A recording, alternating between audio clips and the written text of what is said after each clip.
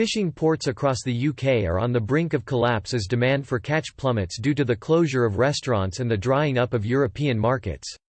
The closure of fresh fish counters in supermarkets, popular fish and chip shops and seafood joint has added to the stress of port bosses who were already worried about the future of the UK-EU trading relationship.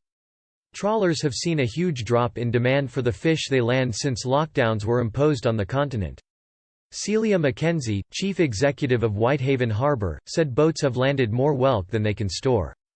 Almost all of the sea snail caught is destined for China, but due to the strict lockdown it is going nowhere. She explained how massive freezers holding the whelks are lying idle in Chinese ports unable to be opened. She told The Telegraph, there is also no pressure on the fishing sector to pass on their grant income if they don't go out to sea.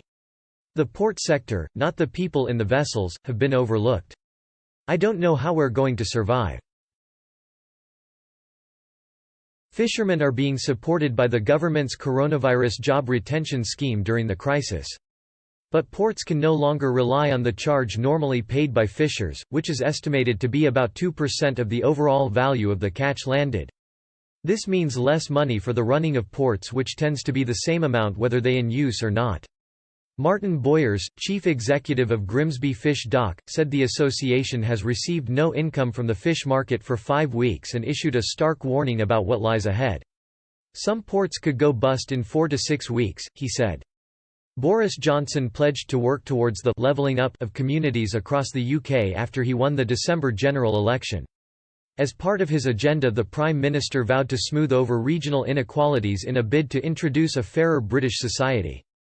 In an interview with The Sun last weekend, he insisted the government had not forgotten its promises in the midst of the coronavirus pandemic. Mr. Johnson said, "This government remains absolutely dedicated to unite and level up our country. We have lost none of our resolve. We are going to deliver every single one of the things that we said we would do in the general election campaign. We are not going to be blown off course by this." The government's Levelling Up plan promised to reach out to ailing coastal communities. Ms. Mackenzie said the pledge is now more important than ever as ports face the possibility of having to close due to the epidemic. She urged ministers to extend the furlough scheme. The UK's Brexit negotiating team led by David Frost has clashed with the EU in trade talks over the issue of post-Brexit fishing. The bloc is demanding continued access to British fishing waters after the Brexit transition period has ended on December 31.